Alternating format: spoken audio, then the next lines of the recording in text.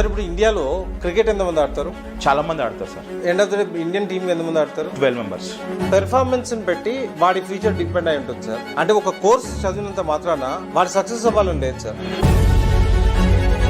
Employable skills ని develop చేసుకోకుండా నన్ను హైర్ చేయండి నేను బీటెక్ చదివాను నన్ను హైర్ చేయండి అంటే ఎవరు సార్ తీసుకుంటాడు? These interviews dedicated to all the future engineers.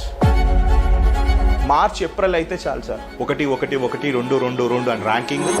Engineering లో స్టేట్ ఫస్ట్ సెకండ్ ర్యాంకులతో పాటు all India 1 2 3 4 5 6 7 8 9 10 rank. Parents psychological mind set ని మీరు మార్చేస్తుంటారు. ఒక్కడే ర్యాంక్.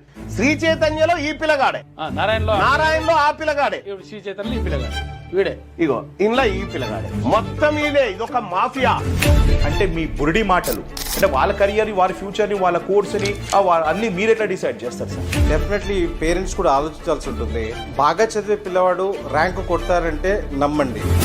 మీ పిల్లవాడికి 50%, 60%, 70% ఉంది, ఐఐటి కొట్టేస్తాడు లేకపోతే ఇంకోటి ఏదో కొట్టేస్తాడు అనుకుంటే దాన్ని నమ్మి మీరు వెళ్ళటం డెఫినెట్లీ మీరు ఆలోచించుకోవాలి ఆ విషయం. అంటే ఇప్పుడు టెండూల్కర్కి ఫుట్బాల్ ఇచ్చి ఆడడం అంటే డెఫినెట్లీ మంచి ఫుట్బాలర్ అయి ఉండేవాడు కాదేమో.